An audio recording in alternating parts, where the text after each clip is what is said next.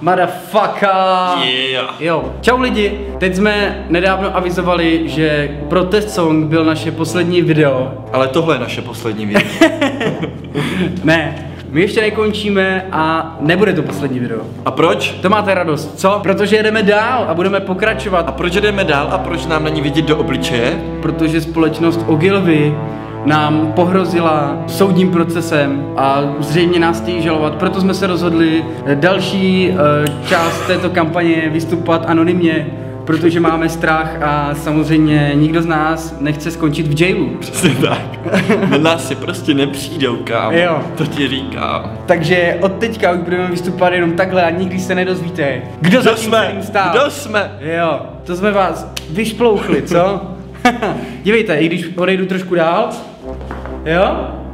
Společnost Matony vyštípala z tohoto boje společnost Ogilvy, jelikož už to asi jako přišlo i jim podezřelé, že asi není úplně všechno košer, a přebrala to sama, celou tu iniciativu za tento spor, což my vítáme, za co chceme jakoby Matonce poděkovat, protože doufáme, že tímhle se ta komunikace a celé to řešení toho problému zlepší. Karlovarské minerální vody předali tento spor nezávislé právní kanceláři, která rozhodne o tom, jak to bylo. Takže víceméně počkáme si na výsledky, samozřejmě budeme dál vypouštět do světa další díly. Aby ta voda nestála. A máme tu také vzkaz pro onou právní kancelář. Jo, jakoby máme prostě pár rad, jakoby na co by se měli zaměřit. Protože... Nezávislých rad samozřejmě. Ano, nezávislé rady jsou to, jo. Za prvé, napsal nám nějaký pán ze společnosti Ogilvy, zdravíme ho, dobrý den, že jakoby to, co my požadujeme, jo, odečíst ty podvodné hlasy z našeho videa a zveřejnit ty výsledky, ty pravé, že to nejde, protože by prej se poškodili ty ostatní videa, které v soutěži byly. No tak to je totální blbost, jo, protože my nechceme,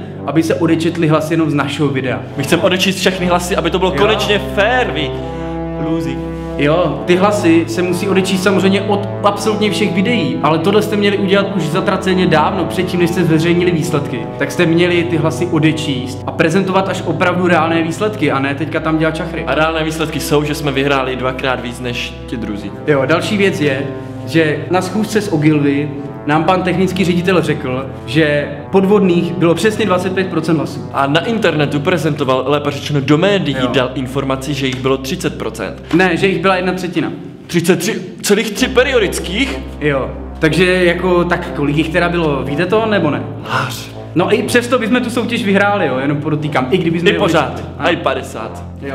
Jako zajímá nás, zkoumal teda někdo ty ostatní videa, nebo ne? Prostě jste schopni doložit, že všechny videa, které jsou v soutěži, už nemají žádný ani jeden podvodný hlas, to jste schopni doložit. Nejste. A jste schopni teda doložit, že jste vůbec tuhle analýzu dělali. Nejste. Teda máte IP adresy všech videí ještě předtím, než jste zveřejnili výsledky soutěže, nebo jste to dělali až teď? Nemáte. A nebo jste to nedělali vůbec? Nedělali.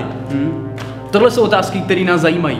Věc druhá, kterou jsme chtěli říct, je ta, že společnost Ogilvy nám v poslední tiskové zprávě nám pohrozila nějakým soudním sporem nebo něčím takovým. Tak jako snad, aby jsme se k tomu vyjádřili. A nemůžu jít do vězení, Kamile. Neboj, brácho, nebudeme do vězení. Teď jsem nic neudělal. Jo. Podívejte se na to, podívejte se na to. My jsme nic neudělali, my pouze mapujeme situaci, do které jsme se dostali, do které jste vy nás dostali. Nic jiného neděláme. Nepíšeme nepravdu, neříkáme nepravdu, nikoho nepoškozujeme, pouze se bráníme a mapujeme situaci. Čistě. My jsme dva obyčejný kluci, jo. Tenhle kluk maká 8 hodin denně v kině v Olomouci a prodává popcorn, aby měl na studium vysoké školy. Nestydíte se? Není vám z toho smutno a stydno? Nás chcete žalovat? Chcete od nás pár tisíc korun? Od nás, dvou obyčejných, nešťastných lidí, Budu vařit celý rok, kteří jsme nejvíc propagovali a podpořili vaši soutěž. Nejvíc, chápeš to? Nejvíc, vole, to je odměna, to je všechno odměna, vole. Tohle byste chtěli udělat. štve. Styďte se, normálně se styďte. My tady bojujeme vtipem, nadsázkou, humorem a prostě tím, co umíme, což jsou videa. A jediný váš argument, který máte k tomu, abyste tuhle celou situaci vyřešili, je to, že nám porozíte žalobou. No tak to jste se úplně zbláznili. To jste se zbláznili, protože jestli tohle uděláte, tak se za nás postaví celý svět a to bude teprve reality show. Jo? Ne tady tohle hovno, co točíme. Jo.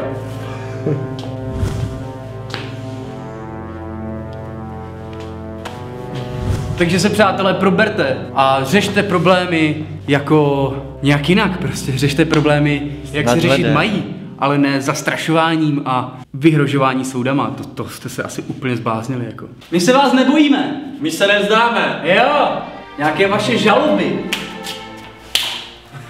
Jediný, co nás těší, je, že lidi to vidí a že tohle sledujou. Protože vidí, kdo používá zastrašovací techniky a kdo používá argumenty. OK? A to nám úplně stačí, protože lidi to vidí. A oni už si udělají obrázek sami. Čau.